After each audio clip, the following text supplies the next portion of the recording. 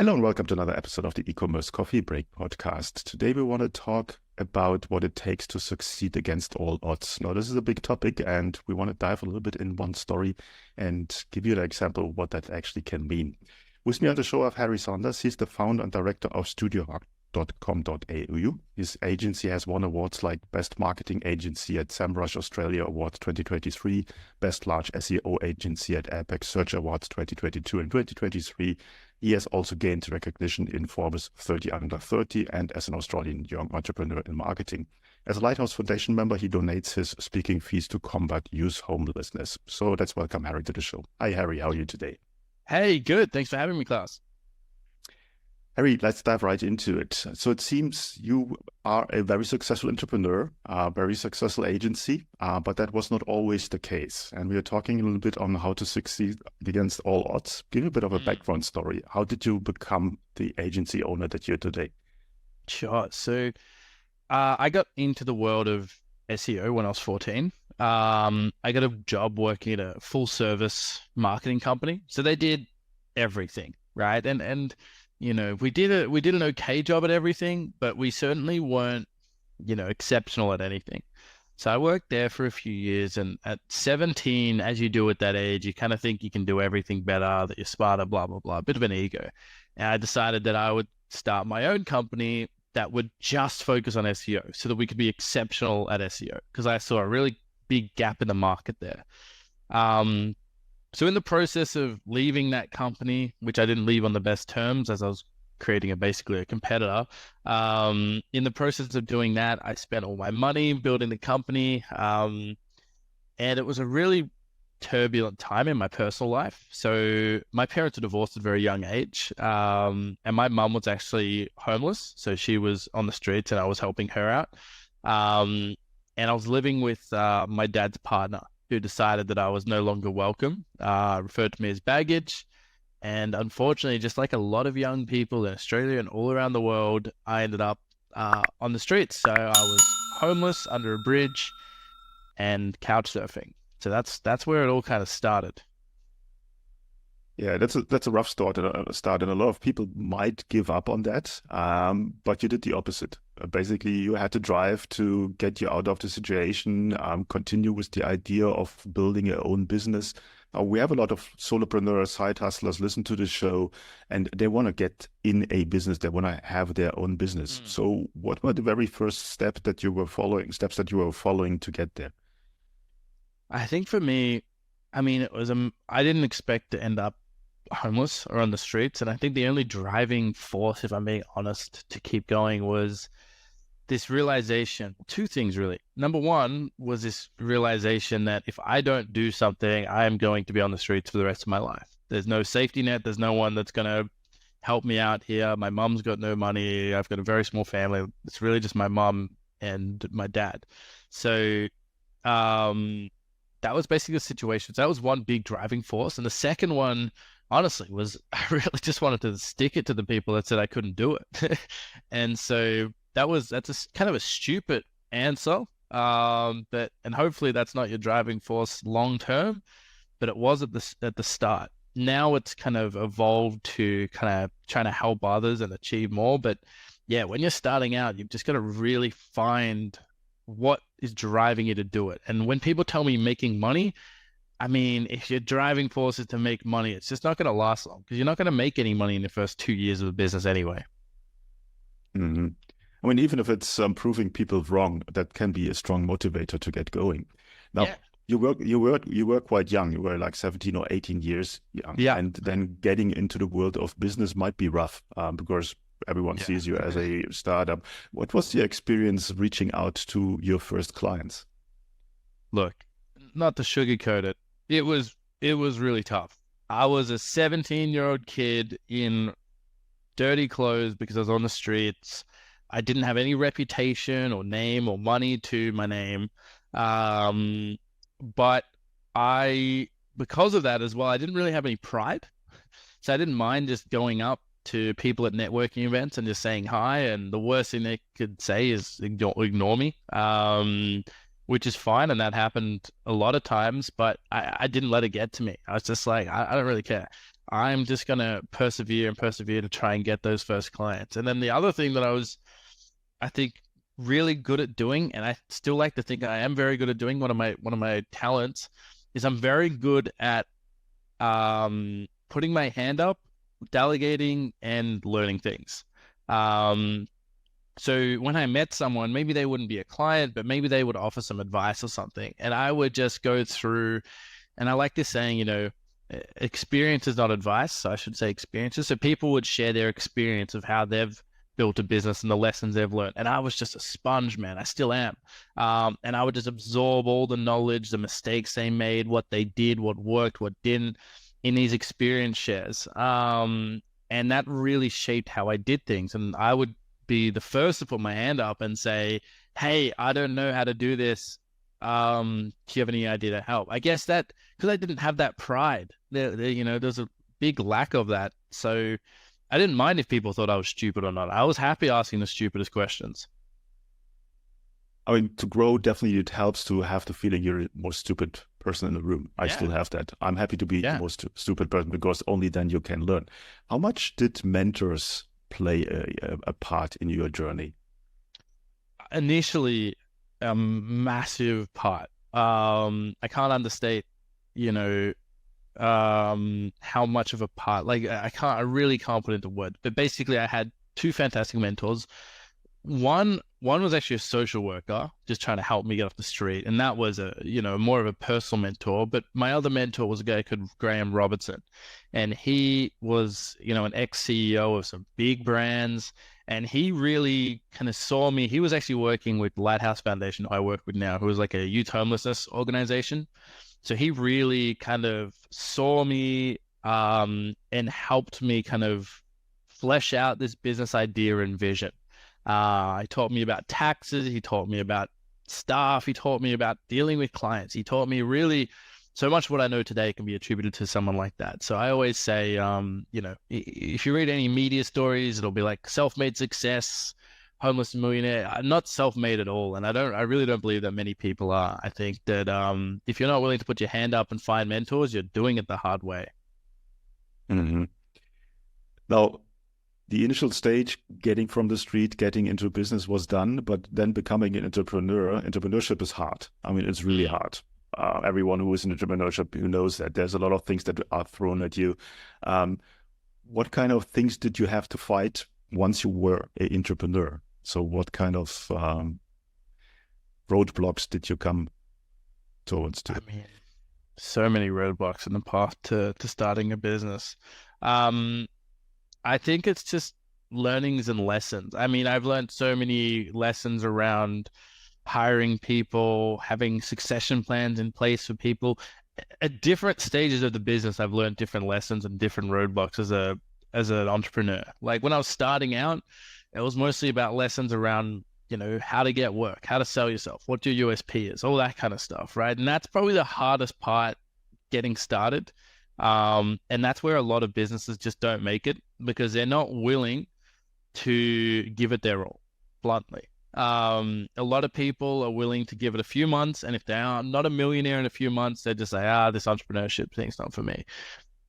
So to give you some figures, because I think figures are, much more enjoyable. In our first year, we made probably $20,000 Australian. So 14,000 US dollars in a year. Our second year, we might have made 80,000, right? And when you think about that, you're like, okay, 80,000 is all right. You've got to remember, you were working 80 to 100-hour weeks every week, no rest, for 80,000 or 60,000 US dollars. At that point, you're better off getting a job. It wasn't until our 7th, 8th year where we hit 10 million US. And it just is a very linear graph, like exponential graph. But those first 2 years are a struggle. And, I've got a lot of people in my personal life that'll look at the business now and see what it does and how it works and be like, man, I should just do that.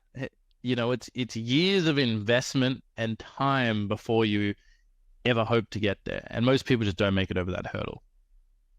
Yeah, there's a famous saying that the overnight success took years or Correct. years in the making. So there's something true to it. I mean, obviously, you need to have a very high pain level, I think, as an entrepreneur, Yeah. and you need to be very, very persistent.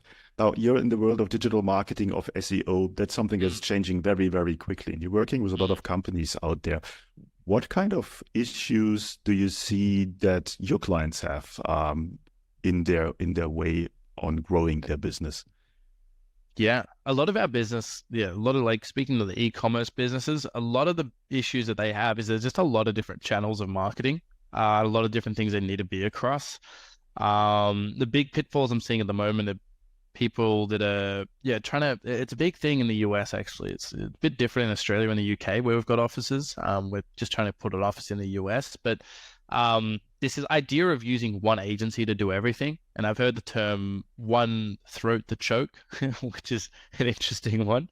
But it's this idea of like finding some company to do everything. I think that's a big pitfall because you get, like I came back from that background, you get a very, you might get service across all of it, but it's a very different kind of service. And I think, and this isn't just for SEO, this is for everything, right? So to present a non-biased opinion, if I was doing social media, I'd be hiring a specialized social media agency. The whole idea behind that is all of these channels are so in depth now. You can't possibly, as a person, know SEO, paid, and social. And if you're sitting there being like, oh, I know all those things, I'm going to be honest, like, you don't. I don't even know all of SEO, and I've been doing it for 10 years.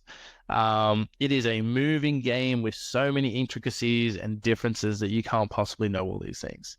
So, an agency like that might have one or two people in their SEO team, and you don't know what their core competency is. So the clients that I'm seeing that are killing it at the moment, obviously the big brands that are doing that more specialized approach, but also the smaller brands that are just getting smarter about how they pick people to do these different projects or how they split up their digital spend. No, I can follow that. I mean, it's basically you following a moving target when you're in digital marketing. New things coming up every day. I mean, AI right now, it's all over the place. Massive. So it's really, really difficult to stay up to date on what's happening out there, and becoming an expert in any of these fields. As you said, it needs a single person to focus on one thing. Now, with SEO, and then I want to dive a little bit deeper into that one. While I was touching on AI, what are the trends in SEO? I think a lot of our listeners are interested in that, and I just want to get a glimpse of from you what's happening in SEO. For sure. Look, there's a few big trends at the moment. So there's three things happening at the moment. Programmatic SEO, which is a lot of AI powered. So creating pages using AI to basically serve different search intents. So if you were to search, specific suburbs in Florida, right? Dynamically creating suburb pages with AI content to cater towards people searching for that. Let's say you're a plumber or something. That'd be a great way of doing that. That's been really cool for a lot. A lot of SaaS companies are doing that.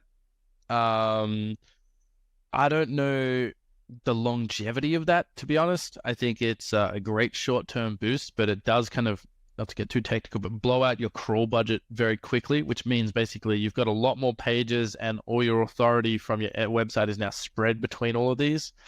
But it can work very well in select circumstances. The other one, the probably two I'm more interested in, because programmatic's been around for a few years, AI has just kind of supercharged it, is digital PR, which is the kind of new, people are calling it the new link building. So traditional link building, you reach out to people, you get a link, you pay for a placement, yada, yada, which is fine. It still works. It's not going anywhere. But digital PR is an extension of that. There's about an eighth of many journalists as there were pre-COVID. Most of them fired, moved on, whatever. They still have crazy quotas to hit, and they need stories delivered to their inbox. So data-led stories, now they're linking to businesses. I mean, we've got businesses in Vogue, in Forbes, in, all sorts of publications that have got massive authority and that have really cranked their SEO. So and then the last one is this hasn't even happened yet. This is a prediction more so than anything else. So I've given you a bit of both, but the last one is user generated content. So it's a really big thing in social media. But Google is toying with this idea of perspectives, which if you haven't heard about is a new feature that they haven't launched yet, but they're trialing, which uses like Google Shorts and TikTok videos to kind of answer search queries. And I think that above anything, this is what Google needs to do. I think everyone's focused about SGE or search generative experience, like so that you can type a question in and like Google's AI and get an answer back. I'm happy to be proven wrong, but I don't think that's how people search. I think people, especially younger generations, are searching in TikTok because they like short form video content. So I think we're going to see a lot more of that, and we're going to see a lot more user generated content being optimized for SEO. So that's where I see the future of SEO going. Okay, I learned something. It's a very interesting aspect. I've never thought about that, but it makes perfectly sense. TikTok is growing like crazy, and user-generated content is all over the place. Just bringing these together in search, would make sense. Very interesting concept there. Now, with Studio Hawk, who's your perfect customers? With whom are you working? Probably most of our customers are e-commerce. It depends where in the world. Like in Australia, we're probably looking at 10 mil plus in revenue. In the UK, probably similar. In the US, we're trying to look, because we're just starting in the US at the moment, we're now looking at that 1 to 100 mil mark. But we don't want any big ones. The problem is all the US clients we're getting inquiries from are all massive companies. And then we're just not ready to handle that right now because of time zones. I really want to put people in the US. And unless I have a small army of people, I don't want to be dealing with $1 billion e-commerce brand yet. So yeah, that's kind of the target market, that 1 to 100 or 1 to 100 really, in e-com. And then just kind of growing their brand. Ideally something that's niche or that's got a really good USP. Mm-hmm. What would you recommend to a small, medium enterprise in e-commerce that is not there yet? Where should they start with SEO? What would be a strategy that would work well for them? Blogs and category pages.